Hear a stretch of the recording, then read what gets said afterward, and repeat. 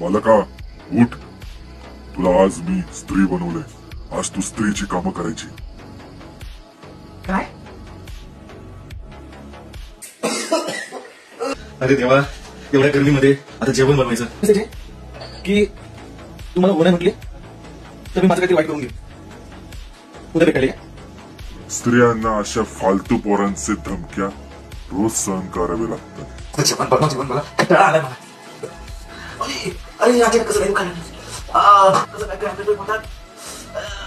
बालका, हा जो पेन तुझ्या पोटात होतोय तो पिरियड्सचा पेन आहे.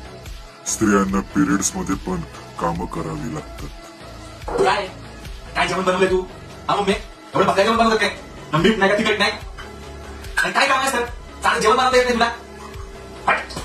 बाहेर खायला चालू जेवण काय येत नाही स्त्रियांना, काय येत नाही स्त्रियांना.